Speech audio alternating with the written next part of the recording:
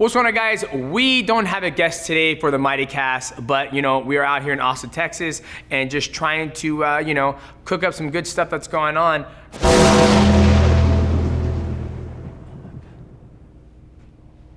Please, please.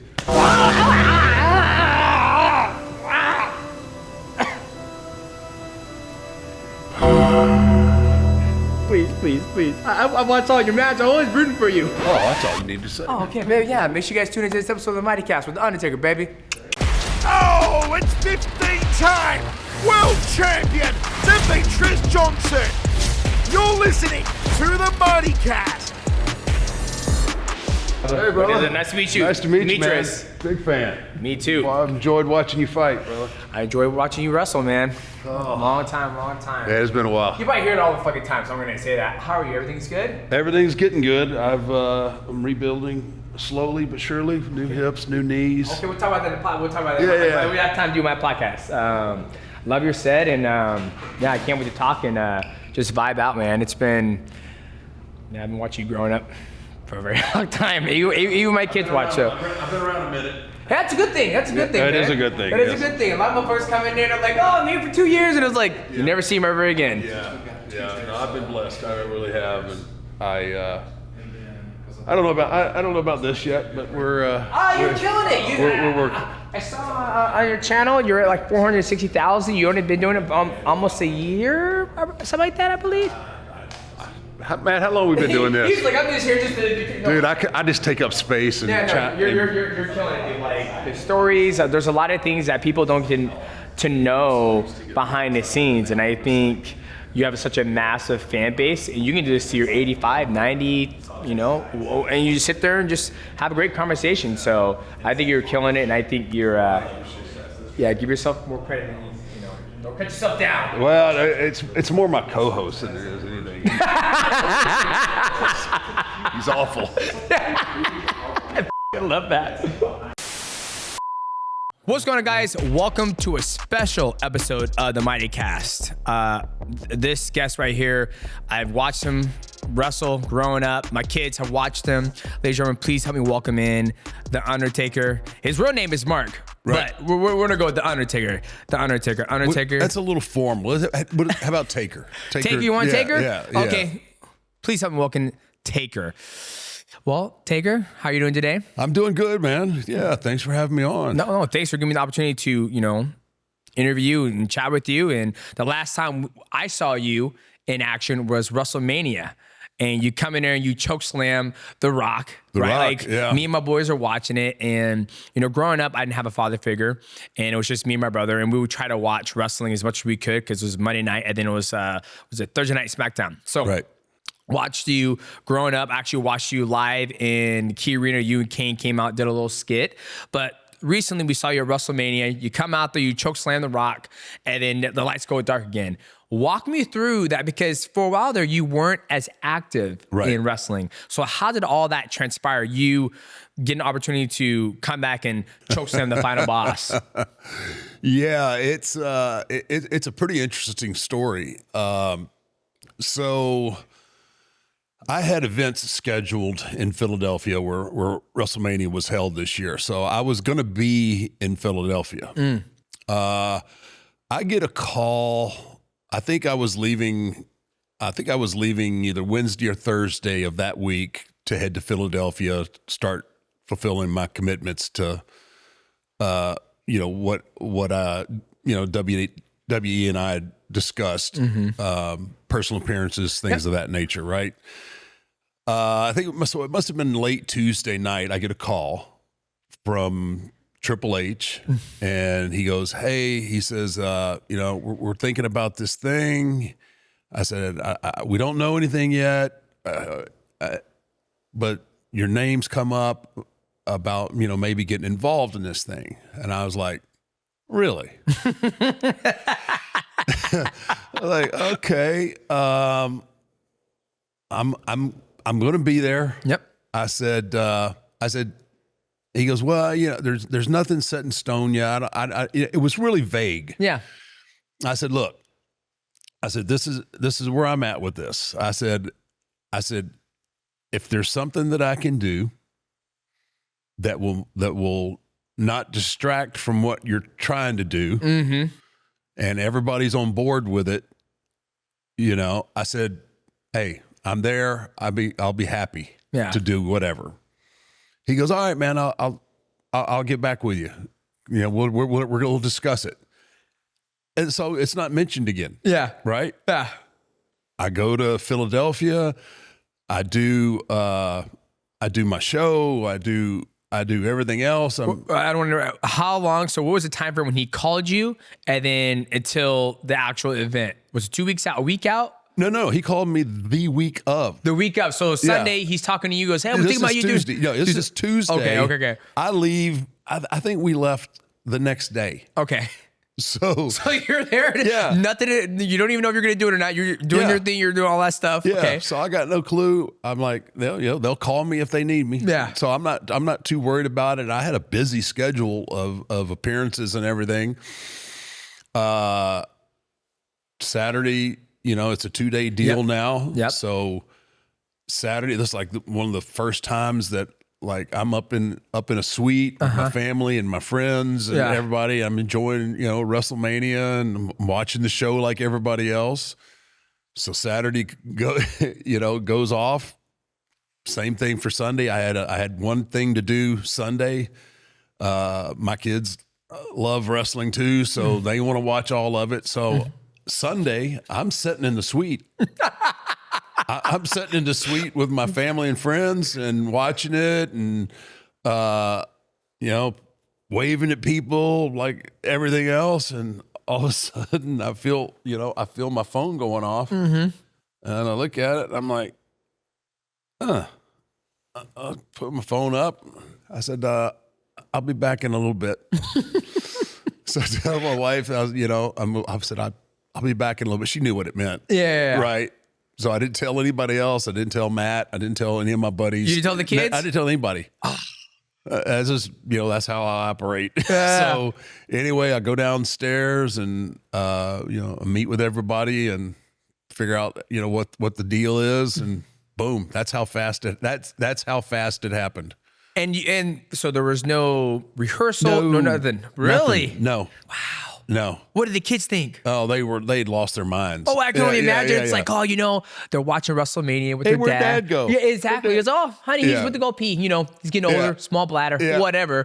Next you know, you come out and it's like, what the fuck? It's Dad. And you make your appearance, no hiccups whatsoever. Yeah, you slam him. And then once you slam them, you disappear. Yeah. And then when you go back up to the to the suite, what everybody say? Well, so by the time I came back out, because that was the last match of the night, so I didn't go back up to the suite. So my family had already been brought back down to the ground, and everybody's looking like, what the hell was that?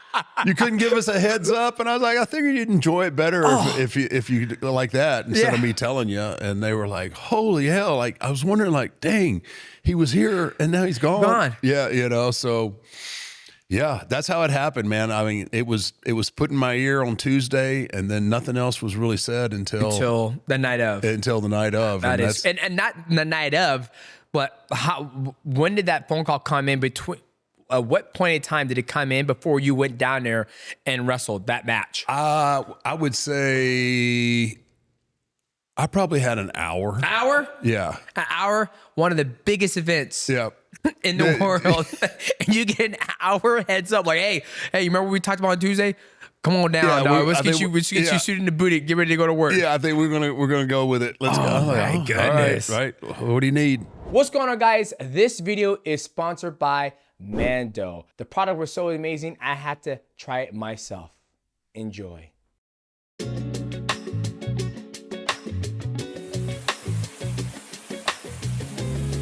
The absolutely amazing MANDO bourbon leather. Using it for when I'm taking a shower, lathering my body with its delicious bourbon leather soap suds. The nice bourbon notes that you get from the soap when it hits your body. Smells absolutely delicious.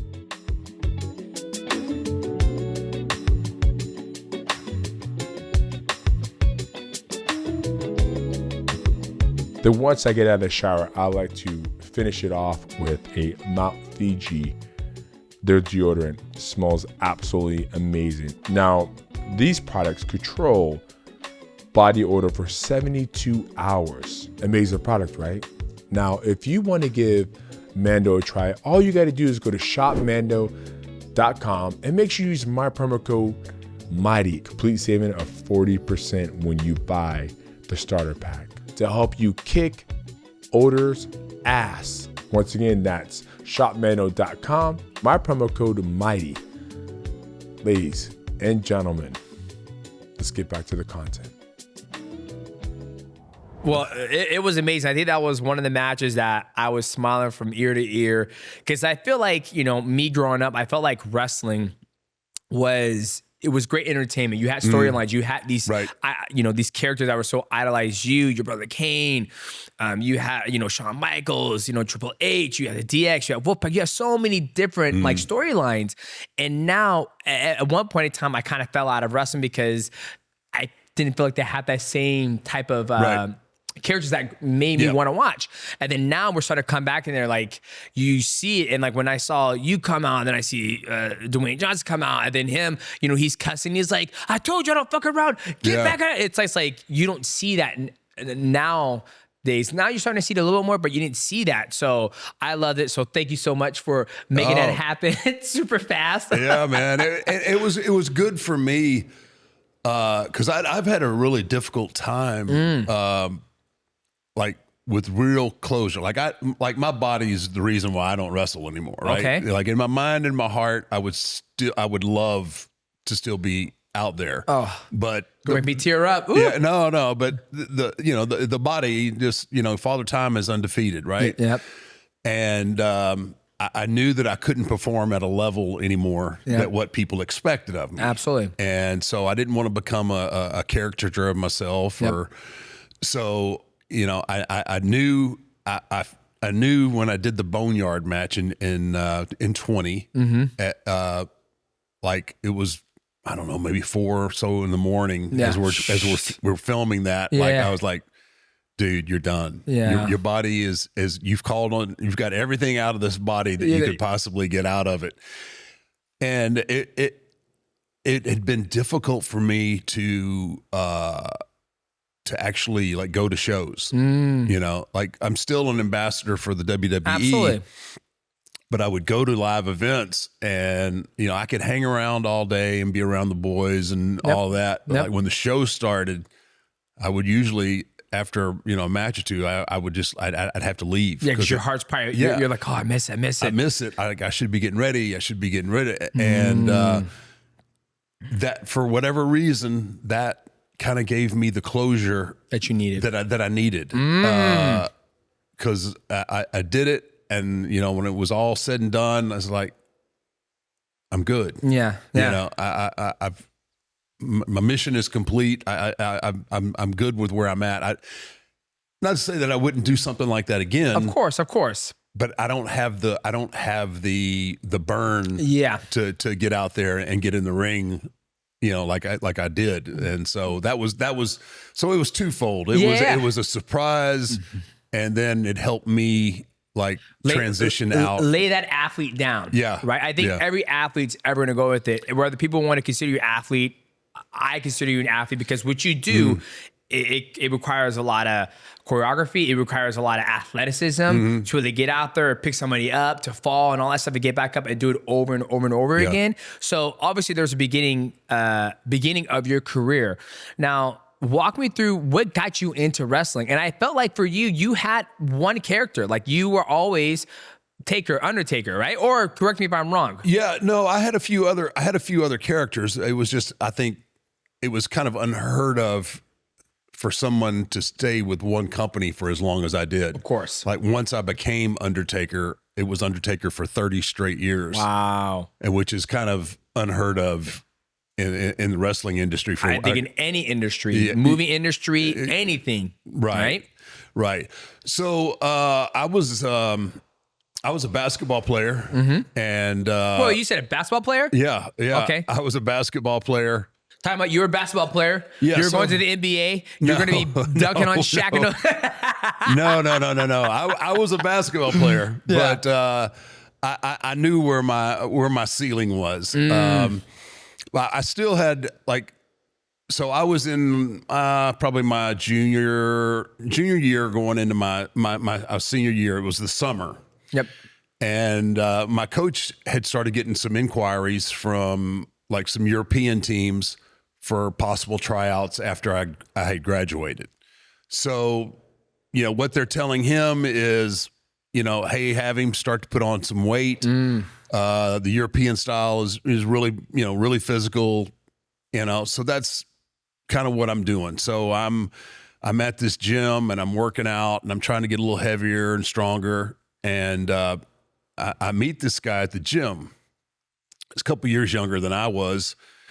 And every day I'd come in to work out and he would be like, hey man, I'm gonna do this wrestling camp. And you should do it with me. And I said, I don't know, man. I'm thinking about playing some European pro ball or trying out. And it was the same conversation every day. I would come in, and I think one of my biggest attributes is really knowing what my talents are and what they are not. Yeah. I have a very clear picture of what I can do and what I can't do. So the more I think about it, I'm thinking I'm 20 years old. Yeah. I'm going to be 21. I said, do I really want to be the 12th man on a bench in Lithuania? Or, I knew where my skill level was. And the thing is I was a huge wrestling fan as a kid. But as like everybody else, when you get into other sports and everything else in life, I'd kind of got away from the product. Yeah. So now I'm thinking about it. And now I'm trying to kind of start to catch up with the product and watching things. And one thing that I noticed right away is like, there's nobody that's my height that's just not just huge. They're not athletic. Right. Yeah. And I'm thinking you know what? Maybe I ought to give this a shot. So now I change from trying to add weight to be a basketball player to now to fill out my frame to be a professional wrestler. So, I couldn't eat enough. I couldn't, work. Everything changes, but I'm still under scholarship to play basketball. Absolutely. Yeah. Because they were trying to set you up to go to Euros to play basketball. So I show up to school my senior year and I think I was 280 pounds. Damn. My coach. How tall? 6'2"? No, I'm 6'8". 6'8"? Legit 6'8". Damn. So the coach looks at me and is just like, he bars me. Like he was an old school coach, right? And he equated size with slow, being slow. Of course, right? Which, and to be the truth be told, I was faster. I had my muscle twitch fire. Everything was much better than it was. Anyway, he bans me from the weight room. It was ridiculous. It was totally ridiculous. But I had a target on my back, just right out of the get go, and so I get banned from the weight room. I can't go work out, and so we start butting heads right away, and. Now I'm going to school. I've got basketball practice, and I'm training to wrestle. All this is going on all simultaneously. And the more that I'm around the wrestling, I know this is it. You're starting to gravitate towards. You're like, I can do this. Yeah, I'm getting that burn inside. Like this is my deal. Yeah, this is going to be it for me. And but I still felt like. I owed it to my team to try and make it and play. They we've been through a lot together, and so I was going to try and make it through the season. Well, we're at practice one day, and we were doing this drill. He lines half of us up. We're all at midcourt. Coach throws the ball up. It's like a tip drill. Yep. and then it's a hustle drill. Like you tip the ball and then break to the ball and break to the ball, get your defense on and recover the ball. Well, everybody's terrified of me, right? Yeah. At 280. Yeah, I was gonna say 280, 680. Okay, I think they would be scared of you. And you know, we're talking the late 80s where there wasn't a lot of basketball players were like still just like reeds. Yeah. You know, they all looked like KD, right? Yeah, I mean, they were little really, rails, tall rails. So everybody's scared to death of me. Well, this guy, coach throws the ball up, and this guy, he undercuts me, just cut my legs right out from underneath me. And I went down, but he was so light in the ass that he went down too. Yeah. Right. And I sprung up, immediately, and I walked over. I got up and I went and I stepped on him, man. Big ass foot. I stepped right on his chest and I said, "You MFer," I said, "you ever undercut me like that again, I'll break your freaking neck." Yeah. Calaway, get out of there. Coach throws me out of practice, right? And it was right then. I knew. I was like, it's done. It's over. Wow. And I'm having this moment, right? And he's screaming at me, but it's like I can. You can hear him. I can hear him, but I can't hear what he's saying. And I'm having this moment. And then I just took a deep breath, and then I went to each guy on the team, and I shook their hand, and I apologized. I said, "But I got to go." Yeah. You know, and I did that to every player. And coach is still screaming and hollering the whole time. And then I started walking toward the gym doors, and I could hear the guy, like, "Coach, he ain't coming back. He'll be back." Through the doors I went, and you know, it got really difficult after that because you know, because I was on full scholarship, and now, you know, I'm on my own.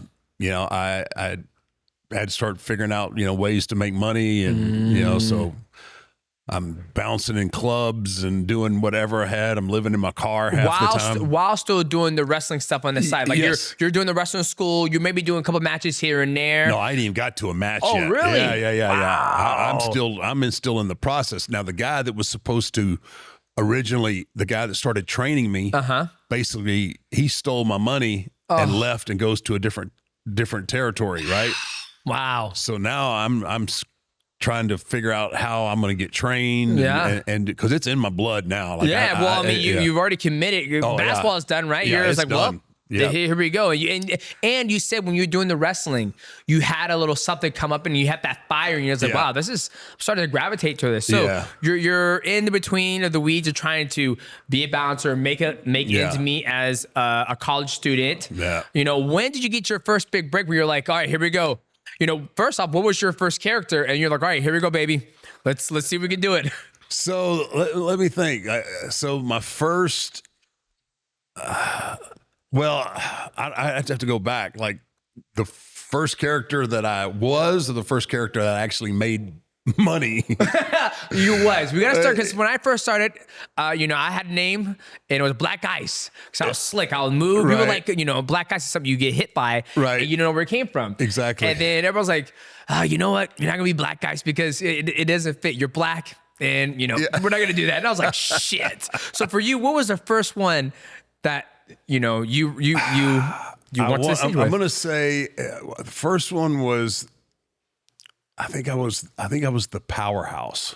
I was the powerhouse, and then kind of at the same time trying to work for another guy. When I finally start getting like these independent promotion kind of deals, where basically what you're doing is just getting in the ring, because that's the most valuable thing. Is ring time, and it's not everybody that has a ring, and then you know obviously.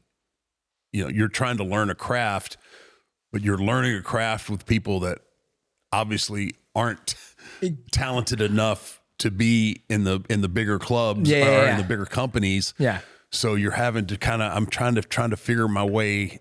You're basically learning as you're going. Yeah, you're learning as you're going, and you're just, you know, you're not making money. A lot of times I had to pay to get on a show, plus the driving and whatever gas money. Finally, I started going to, so this was kind of in the Dallas, Fort Worth area. Okay. And this was the World Class Championship Wrestling. And that was the Von Erichs. I had this idea. I found I'd met a couple of wrestlers through the gym. And, you know, they told me, hey, they come in and they do bookings and whatnot. And the guys come in and get their checks on Wednesday. Okay. So for every Wednesday. You know when they got their checks, so you know they're going to be there. Yeah. So every Wednesday, I would go to the offices where they had the wrestling and I would sit in the lobby. And I'd sit there and like the booker, the one that like made all the decisions, he would come in. And I'd go to sit up, and they would never stop. They just walk right by me. Wow. Yeah. This went on for like 8 months. Just, I would sit there every week, and I was like, man, I was at my wit's end. Like, I was like, this isn't working. I don't, I don't know what else I'm going to do. Yeah. And it was probably one of the last couple of times that I was going to make this trip because I couldn't even afford the gas anymore. Who walks through the door was Fritz Von Erich. And he was the one that owned the company and did all that. Here's the thing. He walks in, and so he's standing at the door and he's staring at me. Yeah. And, and I'm looking up at him, and it's just like, so I start to go to get up again, and then he walks into this, he just turns and walks into this other office and asks the guy that was in that office who I was. Yeah. And I could hear him like, he said, no, this kid's been coming for months. He's just trying to get a booking. Yeah. And Fritz had a really deep, gravelly voice. And I heard him say, well, let's book him Friday night. Yeah. This is crazy. I looked like his oldest son. Oh. That he had just lost. We really looked similar. Yeah. And I heard him say that to, the guy's name was Bronco Lubitsch. And he said, let's book it. He looks like David. And I hear that, and then he came by, and I get up again. He just walked right by me. But I showed up, and that was the start. And so I showed up Friday night, and I was Texas Red. That was the first name. That was the first time I got a paycheck. So Powerhouse was the very first one, right. And then Texas Red was the first paycheck. Yeah. And then from Texas Red, then I went to South Africa. Wow. For like 4 months. I wrestled over there. That's crazy. So you finally get your first paycheck as Texas Red, and it's in Austin, Texas. It's in Texas, right? Yeah. And then you're in South Africa. Yes. Absolutely fucking crazy. It's that's like somebody, oh, hey, I'm fighting at the local casino. 4 months later, hey, I'm in South Africa fighting. Like, how does that even, is that just, the promoter taking you all over the place? Well, so at the time that I debuted there for World Class, there was a guy there. His name was Steve Simpson, and his father ran a promotion in South Africa. And he saw me, and they were only going to book me for like a couple of weeks there. Yeah, and so he asked me what I was doing next, and I was like, I'm free. I'm here, man. I'm young and dumb. And so I end up spending 4 months in South Africa. And how old were you at the time? I'm 21. Amazing. 22, maybe. I love that. Yeah. Texas Red and now South Africa. Yeah. Right in the middle of apartheid too. Oh, wow. So it was a different South Africa than it even is today. And it was the wild, wild west, man. It was crazy. The things that I saw and just, man, it was like, I've been like, I could handle myself, and like, obviously, bounced and did whatever. But The bars there, like I can only imagine. Here you are, you're 6'8", 20, 22 years old, right? Yeah. Red Texas. You're going to South Africa. You're there for, you said, what? 4 months. 4 months. Yeah. And it's like, okay, I'm going to a foreign country as a young gentleman, Yeah. and I don't know nobody there. I only know the people I come here with, and I'm here for 4 months. I can only imagine, and this was the 80s, correct? Yes. The 80s. Yes. Yeah, I can only imagine what it was like. It was absolutely nuts. So I went over there with another guy that had been there before, and I met this guy. We end up meeting we hook up in Belgium, Brussels. That's where, we meet and then go from Brussels down to South Africa.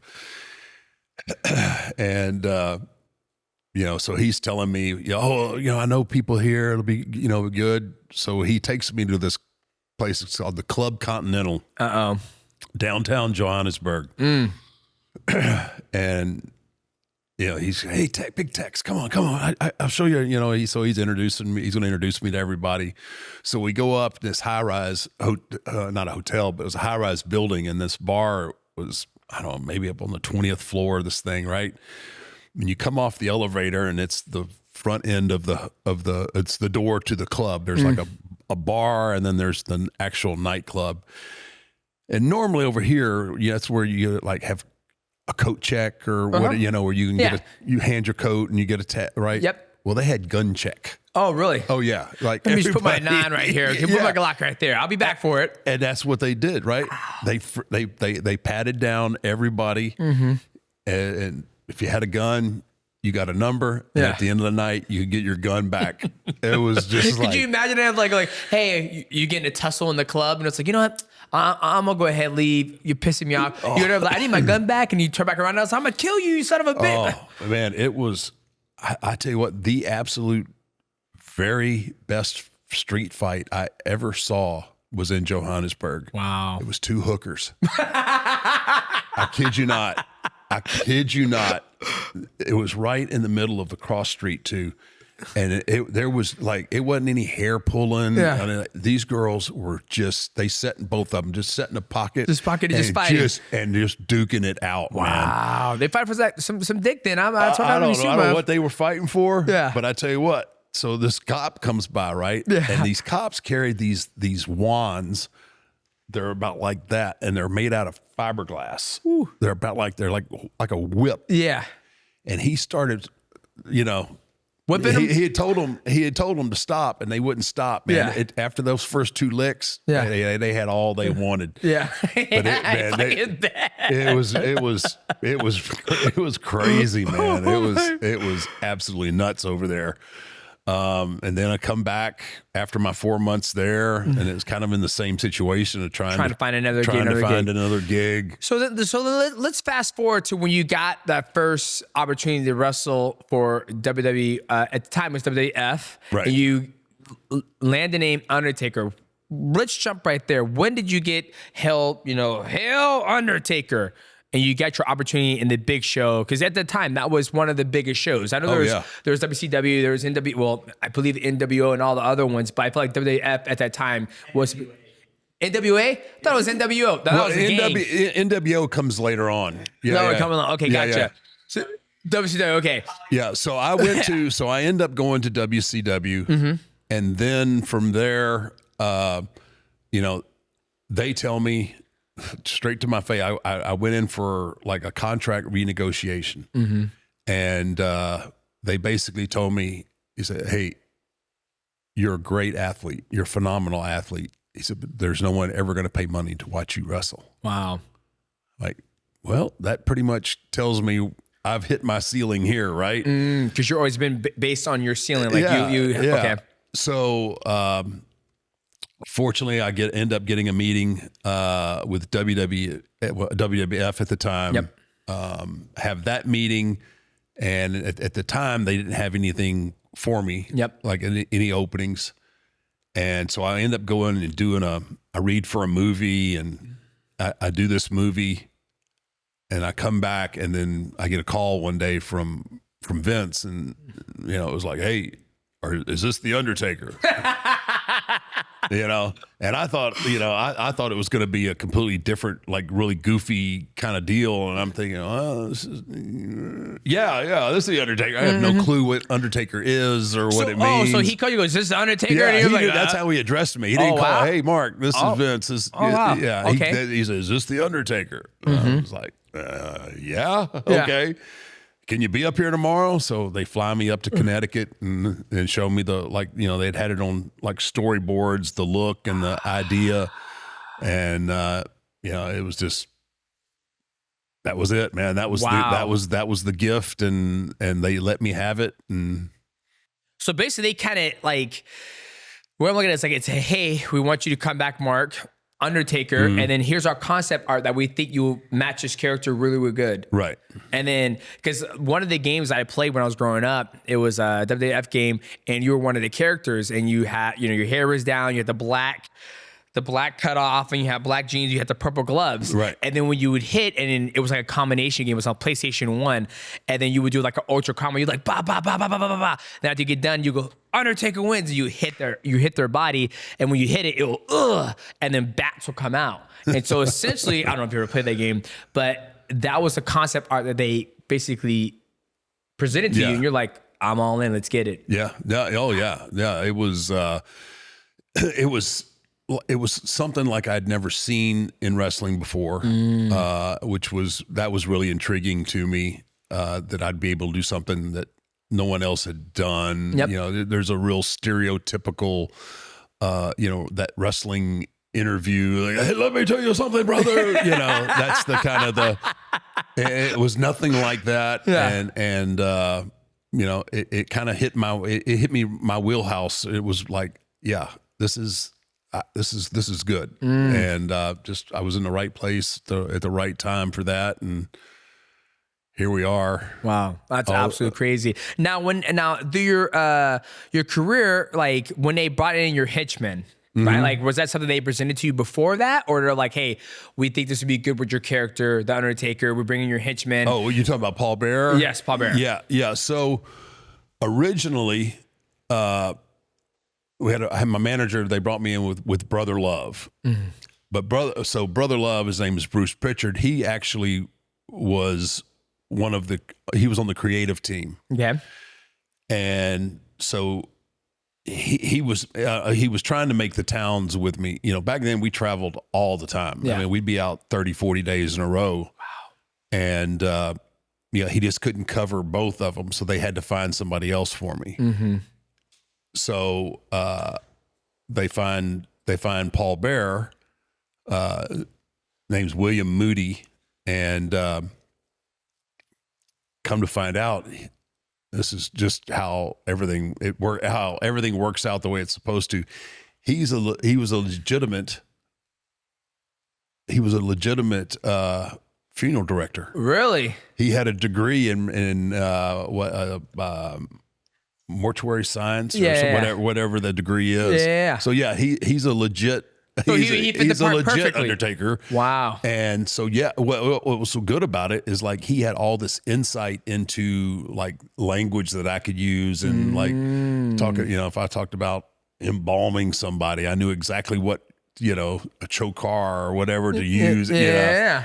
So it was a really cool mix, and he had a really high voice and I had a really low voice, and it was just it was meant to be. Wow. Now let's talk about, like, I feel like now when you watch wrestling, everybody has, back when I watched, when you were in your heyday, everybody had a special move, right? You had the Chokeslam, Shawn Michaels had, the sweet chin music, right? The pedigree, tombstone, powerbomb, right? Now you got everybody doing sweet chin music and everybody. What made the Chokeslam your special move? Like, what did you come up with? You're like, you grab somebody, boom, you're like, okay, this is my special move. Because now you see somebody, chokeslam. It's not the same. Like, when you chokeslam somebody back in the day, it was like, that was it. It was a 3 count. Yeah. Yeah. Well, just through the evolution of, I think, of the business, guys would move on and retire, and then guys would start using the guys that retired moves. their moves, and then what used to beat somebody now is just a moment in time. That's what made me mad. Where I'm like, my kids are like, "Oh, super kick," and I'm like, "That's not a super kick. That is sweet chin music. That's what that is." He goes, "No, Dad." So I was like, "Let me show you who brought this to the table, right?" And it's the same thing with Chokeslam. It's like you made that move, cool, and I'm sure somebody before you did it, but they didn't really brand it as the finisher from the Undertaker. Yeah, they didn't protect their. It's just what we call it, protecting your finish, and we were really diligent about protecting our finishes back then, and now everything. So when we talk about protecting your finish, like let's say somebody's like you're in the back, you're about to warm up, and you see someone, they go, "Oh, he just chokeslammed," and that guy comes in back, and you're like, "Hey, motherfucker." Yeah, we're gonna have problems. Yeah. Oh yeah. Shit. Yeah. That's when it gets real. I love that. So you guys will protect your finish, as in like, guys, don't use. Yeah, it's just. I mean, there were a lot of fights and a lot of things that happened back there if you use somebody else's move. Because it was like you said, like it was you were the only person chokeslamming. Maybe Kane would do it too because you guys were brothers, right? That was like the script, but. Or Sweet Chin Music or the Pedigree or Tombstone, none of that stuff. It was like very, very rare if you saw it done by somebody else. But now, like you said, today's business, you're seeing everybody doing it, right? It's like, it doesn't have the same feeling when I'm watching. I'm like, oh, well, it's just, when I first started watching, I was like, oh shit, it's Chokeslam. And then it's like, what? So and they kick out. He's out of it. I'm like, guys, that was like a death sentence. Like if you got hit with that, and so you guys would protect your finish. Oh yeah. It's just a different era in the business now, and people they don't do that like that anymore. They'll give their same finishing move 4 or 5 times in a match. So it is where it is. It's an evolution, and everything's constantly evolving, changing. So, but let's talk about the business. When you look at WWE now, like I feel like it's probably one of the greatest entertainment you can watch on television today. And this is coming from a guy who's fought for 18 years in the UFC. Like when I watch WWE, it's I enjoy it. I sit there, I follow the stories. Even when you were competing, I follow the stories. Like, how do you view the sport today?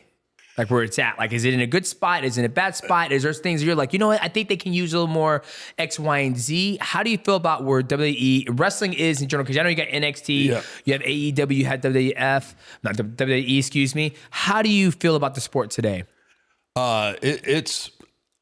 They're breaking records every time they go out. Yep. I mean, every pay-per-view, or they're not called pay-per-views anymore. Now they're premium live events. Yeah. Right? Everyone is bigger than the year before. Yep. They're selling more merchandise. The business is absolutely booming right now. And do they do it the way I did it? Nope. But it doesn't matter. You know what? I mean, again, we go back to the evolution. The evolution of the wrestler and the performance is different. Yep. But evidently it still resonates with the audience today because WWE arenas are full. Yeah. The premium live events are being sold. Merchandise is crazy. I mean, the business itself is just in a phenomenal spot right now. I think wrestling, I think there's something for like everyone, within the family. You know what I mean? Yeah. If there's even if you don't actually like the violence of it, there's the character, or if you didn't like that, there's the storyline, the drama of it. So there's something for it's, and the athletes themselves now, they're like video games. Yeah. They do things in the ring that I would have never. You're like, nope. I don't know. I don't think I had the vision to even think of like. I don't think so. No, I don't think I would have ever even thought of that. I think it's because of the video game era. and playing, the most video of these games, kids. and you see it in the video game. It's like, oh, I could probably do that. Let me go to the gym and train it and train it. Gotcha. Exactly. And I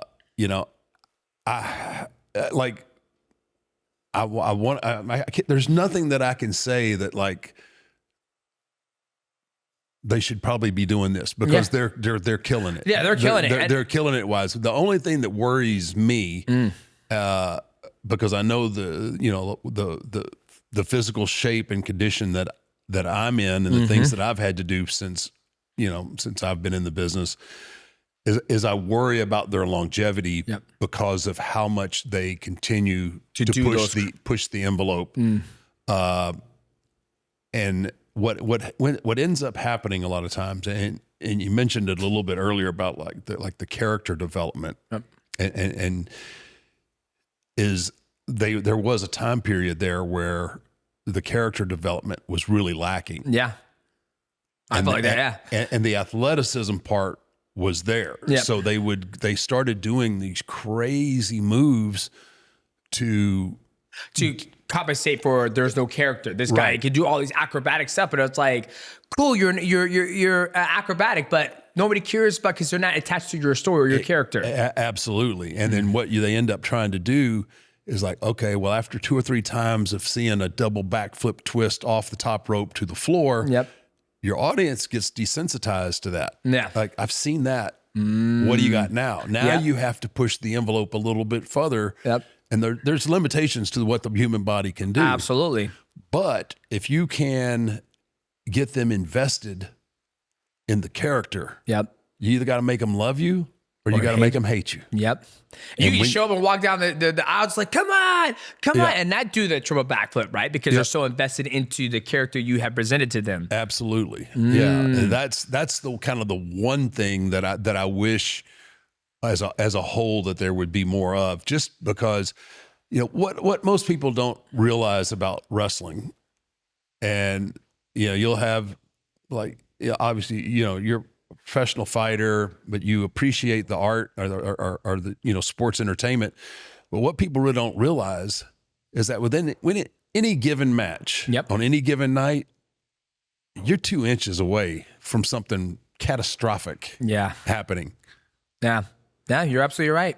And regardless of how much, training you've had, it's just, and then when you think about the number of dates per year that you're working, that risk factor goes up exponentially, and when you're doing double backflips off of the top rope into a group of people, it only takes one time. Well, I mean, let's talk about you and how were you able to do that for 30 years at a very high level, right? We talked about a little bit off camera about like you're trying to keep your body healthy now. Let's talk me through like why were you able to compete at such a high level for 30 years? And, like you said, you just did something at, WrestleMania. Granted, it wasn't double backflip, but you orchestrated getting in the ring when it was dark, securing a chokeslam. Like, you have to pick somebody up. It's just not easy, right? So how are you able to do that for 30 years? I look at my career, I was very blessed. And I didn't always take the best care of myself either. The 90s, I burned the midnight oil, and but fortunately, as I started to get older, I started to take better care of myself. But even with taking better care of myself and not so much consumption and everything else. I mean, I've still had. I'm standing around 17 or 18 surgeries that I've had to repair different, And that's just over time wear and tear of the body. Some of it's wear and tear, some of it's acute. I mean, injuries that happened in the ring. I've blown out both eye sockets in the ring. How do you blow out your eye socket in the ring? you get hit too hard. It's just like it's just like, it's just like catching one, right? The first one I got blown out, I was wrestling. I don't remember. You remember Big Mable? He was like 6'8", but he was 500 some odd pounds. No, it does not ring a bell, but that's a big ass boy. He's a big dude, and he was coming off one rope full speed, and I was coming off the other side full speed. And what he was going to do was clothesline me, but he was behind in the spot because he was gassed. And so he just kind of lunged. Instead of hitting me with a clothesline, he just kind of lunged. So I ran full speed right into a fist. His fist, it hit me here, and then it slid up into my eye socket. It blew out 90% of my orbital floor. Wow. And you continued the match after that? Yeah, and then I wrestled like 3 more days before I actually went to a hospital and found any of that out. And then, so like one of the biggest guys in the company did it. And then I actually had a match with Rey Mysterio, who's one of the, the smaller guys. And he went to do, I think he calls it the senton bomb, where he jumps off and like his legs go this way and his ass is supposed to hit on your chest and it drives you down. Yeah. Well, his ass hit me right between the eyes, right? So that one blew out the other one. Oh my goodness. Broke my nose, concussed me. So that was fun. There was 3 Rey Mysterios running around. And I was like, it's got to be the one in the middle. It's got to be the one in the middle. But it's funny watching that one back, especially with my kids, because I set my nose back right there.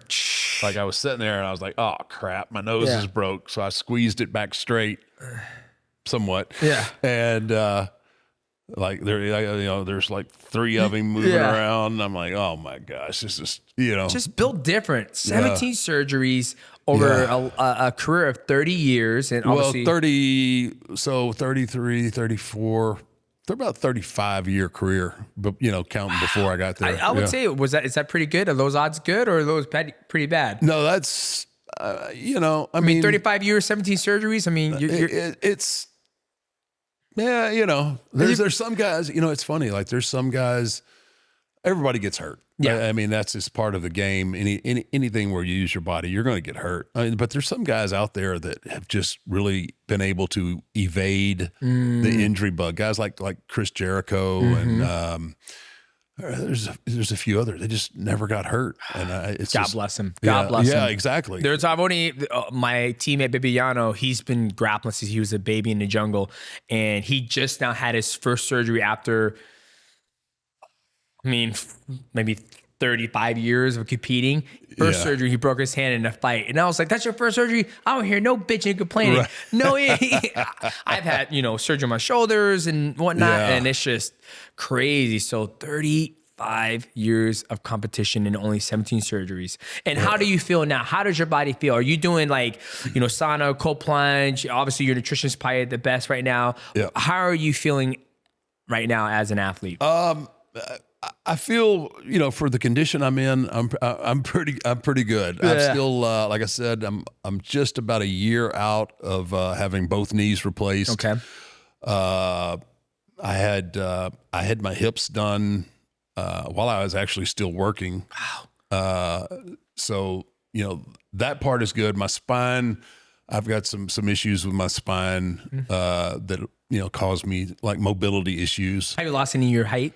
Yeah. I've lost. So you can spare some. I'm 5'3", so you still look like a fucking giant to me. So you're good to go. Yeah, I'm probably lost a good 1.25 inches. Yeah. Do you miss it? Oh, I don't know. Yeah. For someone who's 5'3" an inch, go a long way in my life. All right, 5'4". Woo! Watch out, world.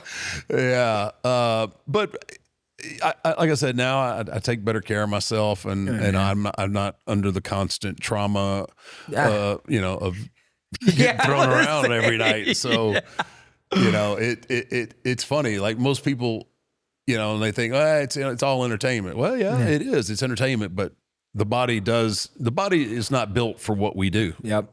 It just isn't. It is not built to do that. And especially like I had a 7-year stretch there where I averaged over 200 dates a year on the road. Yeah. See, I know we were talking about your odds, 35 years, 17 surgeries. I'm going to say those are pretty high. You had good odds in your favor, right? Because if you're wrestling, you said 7 years of 280 nights you were wrestling. Yeah. Yeah, that's incredible. I think for how much you put on your body and only have 17 surgeries, I could not imagine that in mixed martial arts terms. 280 nights of competing. Granted, yours is choreographed. You guys take care of each other, but still 280 training sessions. Right. And, in a 7-year span, like that's unfathomable in MMA that you'd probably be at least 40 surgeries in, depending on your body genetic and if you were blessed to have a strong body to carry you through that many matches. Yeah. Right. So I think your odds are pretty good. They were in your favor. I think too. Well, I mean, being in the fight world, you had that many fights. I think your brain would be more. I mean, well, I went training sessions. Fights are different. Training sessions, I still think, even if it was a training session, I was like, hey, we're going to wear headgear. I mean, yeah, obviously your brain would be more concussed than usual, but still, I mean, could you imagine 280 football scrimmages, 280 volleyball scrimmages? It's a lot, man. Wrong, like you said, one wrong move, boom, ACL is gone. Right. And then, so I think your odds played in your favor. So that's incredible. Yeah, I'm okay. I mean, when you think about it, like, damn, that's a lot of. You look at your body and you're like, damn, I don't remember that scar. What did I do there? Oh, this shoulder. Yeah, I don't know supraspinatus on that side. Yeah, okay. It's good stories though. Yeah. Well, I appreciate you sharing the stories with us, man. I think one last question before we let you go. So one of the things that recently that I've come into me, like I was into wrestling, like in your day, I would say probably like the early 90s, early 2000s. And then I kind of stepped away from it. And then a gentleman by the name CM Punk comes into mixed martial arts, right? And then now he's done with mixed martial arts. Now he went back to wrestling. And my kids are like, oh, it's CM Punk, it's CM Punk. Right. I'm like, yeah, he's not a good fighter. I don't know what the big deal is. I'm like, why is he such a popular wrestler? So what can you tell me that made him so popular if you followed his story in the wrestling days? Like, what made him so popular? So he was a wrestler, not an amateur wrestler, but he was a professional wrestler before he went to MMA. Gotcha. And he came from up like in the independents and kind of built his name up. And he was one of those guys that he wasn't one of the system guys. He was an outsider from the indie world, really great interviewer, like on the stick. Okay. I mean, he could really, he could evoke emotion from you. So he had a big professional wrestling name, and I think he had a falling out with the company, and I think he wanted to try mixed martial arts. Gotcha. Brock had done it. Yeah. Brock was a 2-time NCAA All-American. So he had a background to where when he came, he was destroying, became a world champion. Yes. So when CM Punk came to MMA, I'm like, oh, this is a random guy. He used to be a wrestler, I guess. And then he's coming in, and now that, he didn't do very well in mixed martial arts. And then he went back to wrestling. Yeah. And the kids are like, oh, it's CM Punk. I'm like, guys, that guy can't even fight. I'm so confused. And that's why I was like, where did he get, how did he become popular? I guess I was kind of confused. Yeah. He became popular through professional wrestling. Gotcha. Yeah. Okay. And then he tried mixed martial arts, and that didn't turn out real well for him. And then he went back to wrestling. So he went back to professional wrestling, and his and Brock's story are a little different. Gotcha. Yeah, I would say so. Definitely different. Yeah. But Brock, Brock, like I said, Brock is a genetic freak of an athlete. Yeah.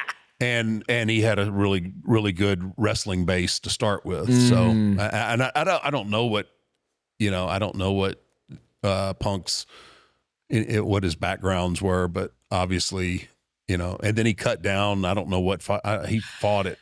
I think 170, if I had to guess. 170? Definitely not 155. I'll have to say 170. 170, yeah. So, gotcha. Okay. He's back where he's back where he should be. Yeah. I mean, the kids love him. I mean, he's very good at the fans love him, and I was always curious about that. And my kids were like, "Oh yeah, you should ask the Undertaker, what does he think?" I was okay. I will, boys. I will. So I wanted to pick your brain on that. Yeah. Not It ain't for everybody. Yeah, I hear it. Sometimes we need to stay in our own lanes. Yeah, brother. I hear that, man. I've never tried anything like I said, when you're talking about the ceilings, right? I knew when I played basketball, there was a ceiling, obviously because of height, disadvantage. When I played football, there's also the ceiling for me. But then I found my calling in mixed martial arts and all that stuff. But it's I think when people stick in their own lane, they seem to find success where they do their things they love. The one thing though with that, that at least with Punk, I do respect the fact that he tried it. Absolutely. Like, that just the fact because he had a huge name in wrestling before he tried mixed martial arts. So, I mean, he had really nothing to lose. Well, he had nothing. Well, I mean, I don't know that he had a lot to lose because that was his moneymaker was. And then you go over there and you get your ass handed to you. But I had a lot of respect for him for the fact that he gave it a shot. Yeah. I mean, it was something that he wanted to do. Yep. He did it. It didn't work out. Yep. And he's back where he should be. And, everything's right in the world, I guess. So hey, I love it. Now, is there anything that the fans, obviously thank you so much for giving us the time to come on the MightyCast. Now, is there anything you have coming up that the fans should be looking out for? I mean, are you going to make any more special appearances where we're going to see the lights get dim? Well, I'm like Houdini with that stuff. I'm not going to give you away all my secrets. I'm also out doing the One Dead Man show, which I will do August. Well, the day of SummerSlam. Okay. I'll be at the Agora Theater. I think it's August 3rd. Yep. I'll be at the Agora Theater in the afternoon before the premium live event doing the One Dead Man show. And then you can check us out on 6 Feet Under. Okay. Me and Matt Lyda doing our podcast, Faking It Till We Make It. I think you made it. I think you guys made it. With Matt, he's always surprised. He always has a surprised look on his face when I come walking through the door. So it's like, I'm glad you made it today, Mark. I'm glad you made it. Yeah. So we'll it may become harder once college football season starts for me. Now you said you got a show. What's that show about? So the One Dead Man show, it's kind of like a podcast. It's me, just telling different stories, different things that have happened in my career. The show constantly changes, of course. But what I normally do is it's a 90-minute show. I usually prepare about 45 to 50 minutes of my own material, and then I'll open up the floor and do a Q&A with the people that are there, and then from there we'll wrap it all up. And I love it. Yeah, it's been a lot of fun, and it's a great way for me to stay engaged with the wrestling audience. Absolutely. So, I think I had an interview with somebody else, and I'm at a point in my career where I'm trying to focus on building the podcast, but it's you being able to participate with the community today, with the wrestling fans, right, without you getting hurt. Right. Yeah. Without you getting in the ring, where you're like, hey, I still love it. And these are the stories that got me to this day. Like me hearing the story about you being in South Africa for 4 months. I would never know that. Right. That's the thing I love about doing this, that you get to know the people you grew up watching. There's one thing to watch it on, on an autobiography, but they actually come to live and hear the words come from your mouth. Right. It's absolutely amazing. So I think the fans can enjoy that, that episode. It's going to be in August 3rd. Yeah, August 3rd at the Agora Theater in Cleveland. Okay. Yeah. All right. Yes, sir. You want to say something, Michael? Yeah, I was going to just have one question. Okay. We like to, Michael, he has one question for you under there. Right. Come on in. What do you got, Michael? So one question that was requested, our friend of the show, Ariel Helwani, he's asked you about this, but we want to hear your side of things. What happened when he was interviewing you ringside after Brock Lesnar? I believe he went against Shane Carwin. I think you're at a loss for words here. You want to do it? It was Brock Lesnar right there. What happened with that situation? Cain Velasquez. It was Cain Velasquez? Yeah. Okay. Yeah. Okay. So that situation, what was the backstory of that? Because us as fans, there's been a lot of urban myths, urban legend about it. What really went on with that while you were talking to Ariel Helwani, Cage that? So Yeah, so I was there. I was there basically to pick a fight.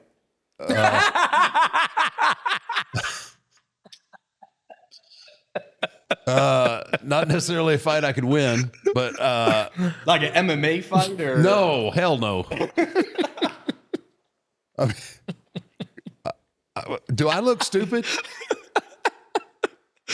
That's fucking hilarious. They're not MMA fight. Are you kidding me? The vanilla gorilla? I dubbed him that a long time ago. No.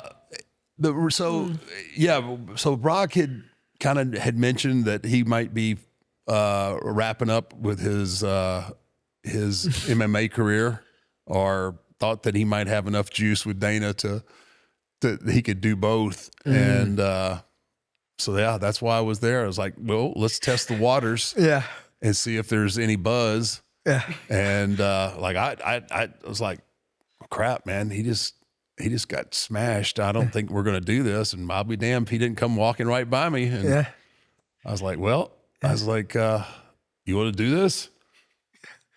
And it was like the world went crazy, and bad thing about it is, like, Dana had no clue. So I was like, it made me look like a real dick. 'Cause, I thought Dana knew all about it. And so you guys are trying to orchestrate something. That's I was trying to Gotcha. we thought everybody was on board with the thing. And then it just like, oh gosh. And then he stayed for, I don't know, he stayed for a while longer. So it didn't happen for like years down the road that we actually got in the ring. Gotcha. But that's all I was there to do, was just kind of test the waters to see if there was any interest in a Brock Lesnar Undertaker match somewhere. Hey. turns out there was, because that I'm sure you get asked about that just all the time. Yeah, constantly. Yeah, it's anybody that has anything to do with MMA was like, wait, what was that deal with you and Brock? And I was like, and that was always my answer. I was like, I was there to pick a fight. That was which. Pick a fight, test the waters, just, see what where your market is. Hey, I love it. There's a lot of people who try to do it, that cross promotion stuff where they try to fight each other and, come from different areas and backgrounds. So I love that. Yeah. So, Brock was another one who he had already had a huge run with WWF and then, he tried football for a little bit and then he ended up in MMA. And so, and by that time, he was already, he became the champion, and then he lost the belt. Yeah. And then I don't know if he was a champion at that time. He beat Shane Carwin the second time, I believe. I think he got him with a triangle choke, and then he lost it to Cain Velasquez. Kane beat it. Kane beat him. That's right. So yeah. How often do you watch MMA? Are you trying to watch the pay-per-views? Oh yeah. I don't go. I think that was the last one I actually went to. It's just so much easier to sit home in front of the big screen and get up between rounds and go get something to drink or eat. And, there's nothing like the feel, of being at a big fight. I mean, that atmosphere, it's just, man, it gives you goosebumps when you're there. But I just rather kind of stay at home now and watch it. But I'm still, I'm still, big fan of it. Yeah. Love it. Ladies and gentlemen, that is it for this episode of the Mightycast. First off, I want to give a huge thanks to the Taker. Mark, appreciate you coming on the Mightycast and sharing your stories with us, man. If you guys have an opportunity, go check out his YouTube channel and check out the One Deadman show. So the One Deadman show is my live show that I do, and then 6 Feet Under is the podcast. 6 Feet Under is a podcast, so make sure you guys check that out. If you guys enjoyed this episode of the Mightycast, please leave a like, comment down below, and hit the bell so you know when we drop another banger. We will see you guys at the next one. What's going on, ladies and gentlemen? Welcome back to another episode of the MightyRecap, and we just got done having the Undertaker, Mark, on the Mightycast. And man, what an absolute legend. Never did I ever think we would get The Undertaker on the Mightycast. It was a great opportunity for us to go down to Texas. I was on his podcast, and then he returned the favor. We just turned around, changed the set, and we did the Mightycast. And I think the biggest thing about talking to Jesus Christ, you're fucking with your mic and doing all this shit left and right. You leave your fucking mic alone while I'm talking. So I'm not gonna be. I'm not supposed to be on camera Jesus right now. Fucking Christ. I'm not gonna just be sitting there in the two shot like just fucking your you're talking the whole time. All right, 3, 2, 1. One of the cool things I felt about talking to Undertaker, Mark, was just to hear his story, right? I felt like when I watched wrestling, Stone Cold Steve Austin, before he got into WWF, he had a couple of different versions or characters. A lot of people go through different characters, like Cody Rhodes, he went through a different character. Jey Uso, same thing. A lot of these guys go through different characters. And Undertaker went through a different character. But then when he landed the Undertaker, to hear that story, how Vince McMahon called him and said, "Is this the Undertaker?" And then he goes, yeah, it is. And then him to go to Vince McMahon's office and see the concept art that they had laid out for him to portray this character in the WWF at the time, now it's WWE, was kind of crazy because I thought he came up with it. And then his henchmen, the Ministry of Darkness and all that stuff, to hear that story was absolutely amazing. Yeah, and I mean, and I get to do. Yeah, I'm lucky the job that I have. I work with and not just saying it to blow smoke up your ass, but who I consider the greatest in mixed martial arts history. So I get to do that every day, and that's awesome. But it's not every day that you get to see someone who I've been a fan of since literally I can't even remember, maybe 5 years old, 6 years old. So just getting to go there, shake his hand, do the podcast, take the pictures. It was fucking surreal for me. Like I'm not gonna try to play it off, be cool and all that shit. It was absolute pleasure and couldn't have been a more chill and nice dude. And just what I thought was cool was that he was a fan of you. So, I mean, that's how, just so people get some backstory, if they think, wow, this is a random collab. No, it's because we were talking to his co-host after. His name's Matt, great guy. He actually lives in Georgia and he flies out for the podcast to film with Undertaker. And he was telling us, like, do you understand? He loves talking to fighters. Yep. He would rather talk to fighters all day than wrestlers because he was working with wrestlers for 30 years. Yeah. He's much more interested in talking to fighters or some of the other interesting guests he's had that have been out of the pro wrestling landscape. So I thought it was cool seeing him notice what we're doing, notice what you're doing, a fan of your work, and really wanting to talk to you. I was just wowed by the whole experience. Great experience. Make sure you guys watch his DJ's podcast whenever they drop it on the 6 Feet Under podcast as well. Because as DJ said, we went back to back, but just people say don't meet your heroes, but for me at least it went extremely well. Undertaker just an awesome dude. Yeah, and I think the cool thing I love about it, we've both been fans of his since we were kids. Obviously, you're way more hardcore wrestling fan than I am. You know everything about all the wrestling guys.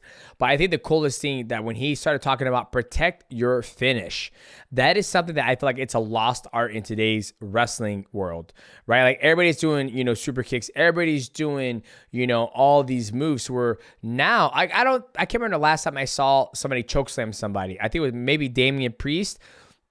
But back in the day, Undertaker said that we will protect our finish. If someone went out there and did a chokeslam and Undertaker was there and he saw it, they would have problems. They would have a fight in the back because he's protecting his character. He's protecting his mystique, his aura when he go out there.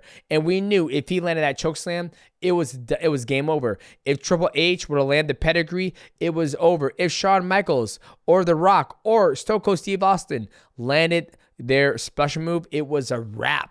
Spinneroonie, it was a wrap. Nowadays, it would take fucking like 4 crossroads or 4 Superman punches to finish somebody. So I think that's one thing that's been lost in wrestling, that when I watched it, if Undertaker landed the tombstone or the chokeslam, it was a wrap. And to hear him speak about protect your finish was very eye-opening because I always wondered about that. Like, go ahead and do my finish. Hey, Bob, hey, Kane, go ahead, chokeslam somebody tonight, right? Like he was like, nah, dog, don't do that shit. Do your own stuff. But that's why it was such. We went out to dinner afterwards, and it was just a great time. And in Austin, we got ourselves some steaks. But that was something we also talked about of what made Kane such a big deal when he debuted, because you did not see motherfuckers do choke slams or tombstones, or Undertaker would be on your ass. So it was a big deal having a dude come in and like, oh, he's also doing the choke slam. He's also doing a tombstone. So I agree with you. It's a lost art. It's when to see someone, the depths that he went to keep that character popular, the sacrifices he made in his life. He's not talking to fans when he sees them on the street. He's not taking selfies or photos. Like he's having to wear black. He's having his long hair down. He's probably wearing a hat to cover his face, because back in the day, you thought Undertaker was a dead man. I mean, you literally thought this dude you wouldn't just see him out as a steak dinner sitting there as, Mark Calaway like we know him now. So to see him go from that guy who was basically forced to be quiet for 30, 35 years, do a podcast now and be fucking excellent at it. It's kind of like you, right?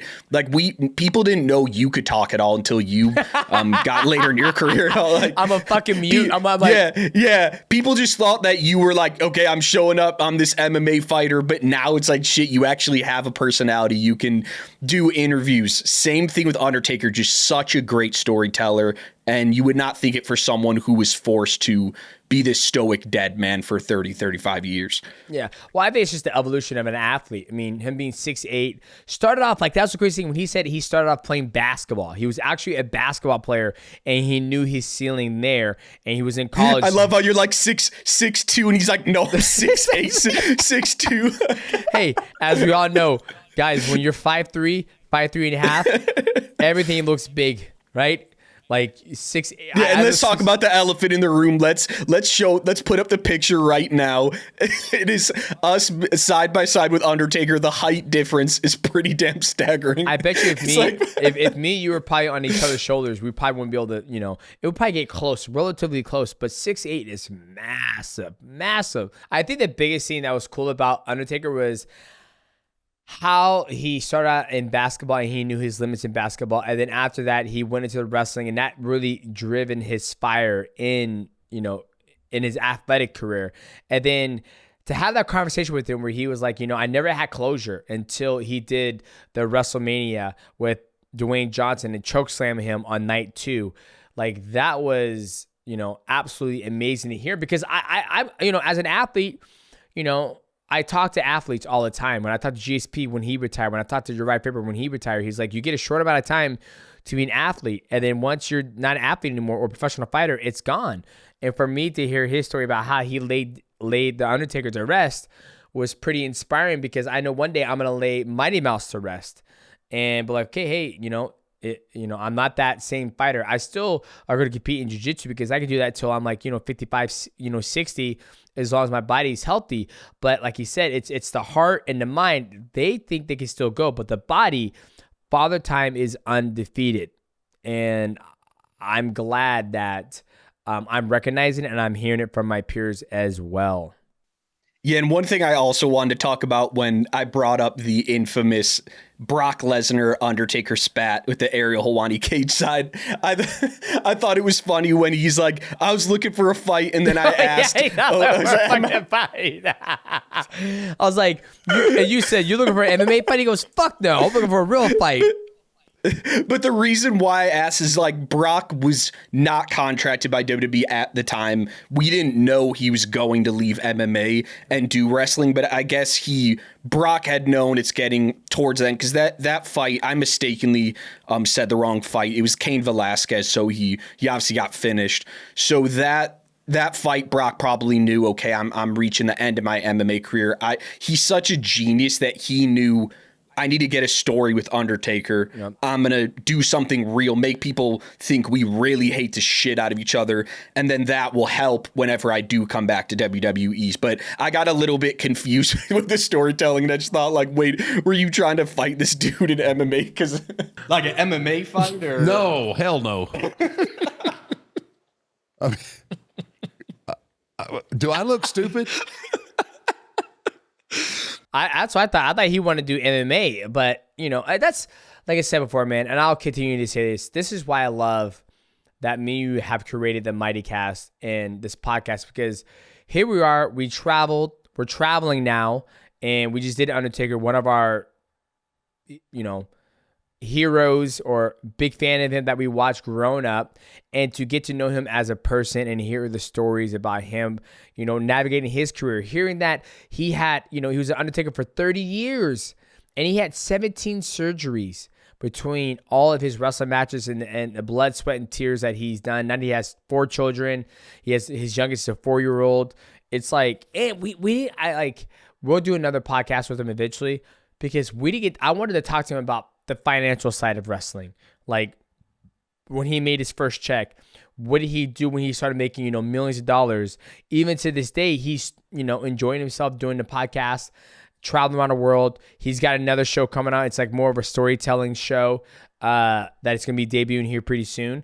Like it's going to be his one-man show. It's going to be this Saturday, SummerSlam Saturday. So you guys, if you're going there and you're in town for SummerSlam, you can see his one man show as well. Which, as I said, he is such a compelling talker, which you would never expect. So I'm sure if you're in town for that SummerSlam in Cleveland, I would check that out too. Exactly, and I think the biggest thing too is how he's been able to navigate. Now he's still, like, I remember you telling me, I was like, dude, he's still making money off his merchandise for WWF. Yeah, look at this. Look right there, right? Yeah. Michael just picked it up on Amazon Prime just before we went out and saw him. So, No, I already had that. I already had that. Like I said, I already had that shirt because it is, I know a lot of people watching are probably like, oh, he's a wrestling fan. I'm an MMA guy, but it was my first love. And when it's the closest thing, like if you're like an Avengers fan, right? Like maybe for your sons, like you're never going to really like meet Captain America or something or Iron Man, but for the Undertaker, it's like, this is the fucking Undertaker. Like this is fucking crazy. I never would have expected to meet the guy, especially with how secretive he was. But now he's, as you said, he's laid that character to rest finally, and I think he's able to be like, okay, I'm good to go, and I could go in the next stage of my life, and he's crushing with that too, because their podcast, I'm telling you guys, 6 feet under. 6 feet under, it's killing. They don't need our rub of helping them out, but subscribe to that podcast just to hear some of his stories. He's a great talker for a guy who is just kind of the dead man for all those years. He's a great talker. Yeah, I was like shocked. He was funny as fuck too. Remember he's talking about Blue Chew? And he was like, yeah, we're sponsored by Blue Chew. And he was like, you want to have sex? I'm like, what the fuck? Yeah, because just to give some people backstory, we sat there and we're like, oh, could you guys just wait while we record some of our sponsors? And he's just so natural with it's Blue Chew, and Mando was one of them. Like that's kind of my biggest takeaways, like living legends like that.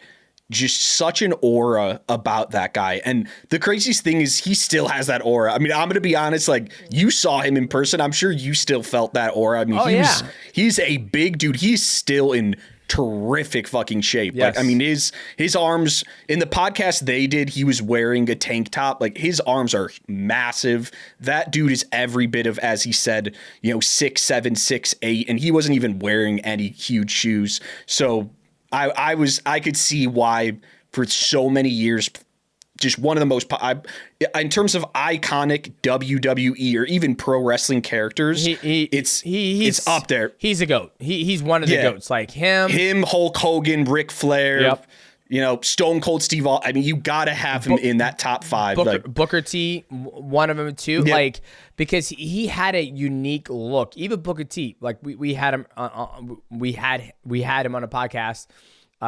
We haven't dropped him yet. But this will drop before Booker T, but keep an eye out. Great conversation with Booker T. That's also going to drop soon. But like for him to be, me growing up, an African American on the biggest stage of wrestling, I know everybody said, well, Dwayne Johnson was black too, but like he it is what it is. But I felt like I resonated more with him and his story.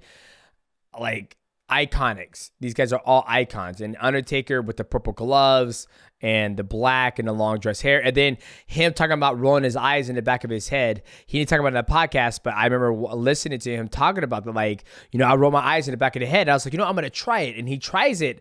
And everyone was like, dude, that was awesome. Like him just just flowing and just feeling the vibe of the wrestling match was, you know, what made him so special. He would always improvise when he would be wrestling. Like when he fought, when they did the WrestleMania, I think it was 39 with Cody Rhodes and Dwayne Johnson and all that stuff.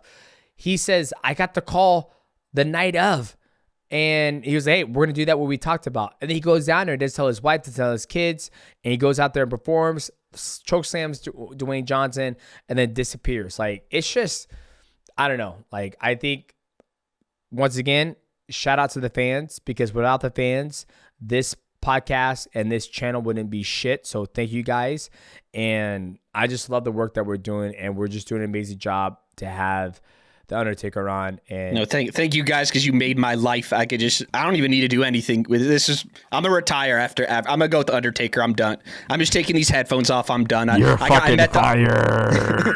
I met the Undertaker. It's down for me. I'm out. See you guys. Yeah. Michael, come back. Who's gonna edit this video? We need you, Mike. Yeah, no, I love you. I love you guys too much. I'm back. So I went into the void for a little bit. But I'm back now. Went into the void. Make sure you guys check out some of the Mighty merch. Get the void hat. I don't think the void hat's available. I think that's only your hat. Oh wow! If the void hat, we're gonna get like just an uproar. What the hell was it?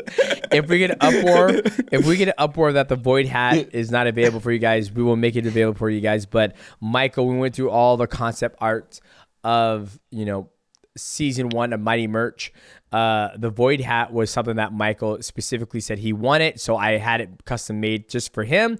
But if you guys want the void hat, I'll make sure to put that up the lineup. I talked to the producers. There's a void shirt right there. So, but all in all, I think it was an amazing episode. Ooh, look at that. The void. Mighty. Yes. All in all, I think it was an amazing podcast with the Undertaker, Mark. Yeah, man. So make sure you guys go give him a follow his podcast. And I forgot to. We should talk about. We call an Uber. This dude from Nigeria pulls up, and he is just a huge fan of the podcast. Like we're not just like trying to act cool. Like he wasn't going up just saying, "Oh, this is Demetrious Johnson." The first thing he says is, "I love the Mightycast," yes. And we whole Uber ride just talk about the Mightycast. So that show is going to Austin, Texas. Some guy from Nigeria, awesome dude. If he's in the chat, let us know. Hey, yeah, we hooked him up with a void shirt when we got to the hotel. Yeah, like I said, man, I always tell Michael, chat that or viewers that I'm proud of us, because when we started, let me give you guys some context. When we started the podcasting, it was supposed to be me, Henry, and Michael as a producer, and it was supposed to be what, the Goat Talk. Well, Goat Talk was the show, right? Yeah, Goatcast, and it was supposed to be me. I have a shirt lying around somewhere. It's worth like $1 million now. He's just an unreleased shirt. You're all looking at it like, what could have been. But this was supposed to start as the Goatcast, and it was supposed to be me, Henry Cejudo, doing a podcast, and basically doing a podcast with just whatever me and him wanted to talk about. And I think the first pilot episode did what, 356,000 views, right? Like, it did really very well. But obviously, you guys have amazing chemistry, but and obviously it didn't work out. We had differences, and then, you know, I was sitting there talking to my wife, and she goes, "Babe, why don't you just do a podcast? Like, why don't you and Michael do a podcast?"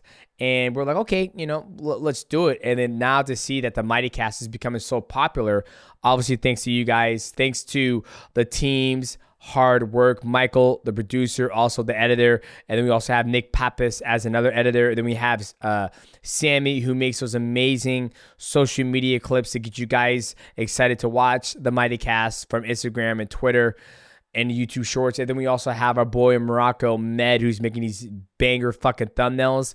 Like, he's the MVP of the team, if we're being honest. Yeah, he's the MVP of the team, because you know, yeah, I'm just proud of us, because this was never in the cards to do something, but this small little team we have, and I'm always proud of us. And yeah, so if you guys enjoyed this episode of the MightyCast and the Mighty Recap, make sure you leave a like, subscribe. Also, hit that motherfucking bell to know when we go live. I am your host, Demetrious Johnson. That is my co-host with his nasty ass tongue, Michael Wandover.